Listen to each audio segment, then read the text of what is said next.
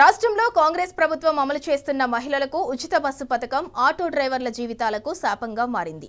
గిరాకీలు లేక అప్పుల ఊబిలో కూరుకుపోతున్నారు ఆటో డ్రైవర్లు.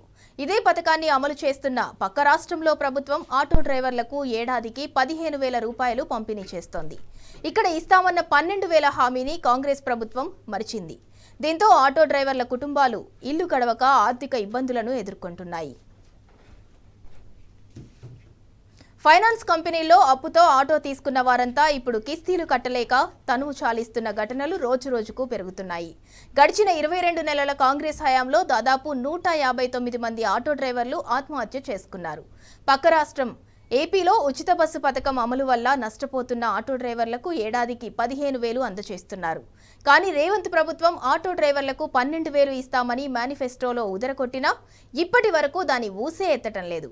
దసరా పండుగ వేళ ఏపీలో ఆటో డ్రైవర్లు సంబరాలు చేసుకోగా ఇక్కడ ఆటో డ్రైవర్లంతా ఆత్మన్యూన్యతా భావంతో కొట్టుమిట్టాడుతున్నారు.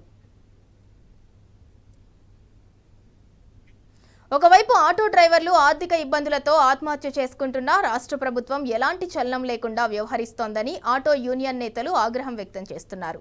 12,000 ఆర్థిక సహాయం ఇస్తామన్న ప్రభుత్వం ఈ 2 ఏళ్లలో తమకు 1,000 కోట్ల బాకీ పడిందని బాధను వ్యక్తపరుస్తున్నారు. ఆటో డ్రైవర్లకు కార్పొరేషన్తో జీవన భృతి కల్పిస్తామని రవాణా శాఖ మంత్రి పొన్నం ప్రభాకర్ ఇచ్చిన హామీని మరిచిపోయారని మండిపడుతున్నారు.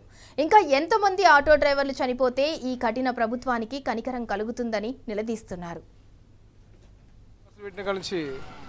ఎవరు ఆదుకుంటే అక్కడ చంద్రబాబు నాయుడు బెస్ట్ డ్రైవర్కి 15,000 ఇస్తుండు సంవత్సరానికి. ఈడ రూపాయి కూడా ఎవరు ఇష్టం లేదు.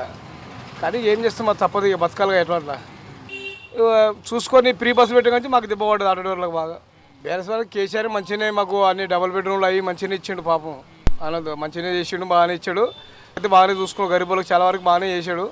ఇప్పటికైతే మరి అది ప్రభుత్వం అన్ని అప్పుల బాధ అంటున్నాడు. ఎవరికి రూపాయి వచ్చింది లేదు, పోయింది లేదు. అక్కడ డబుల్ బెడ్రూమ్ వచ్చింది కొల్లూరులో వచ్చింది.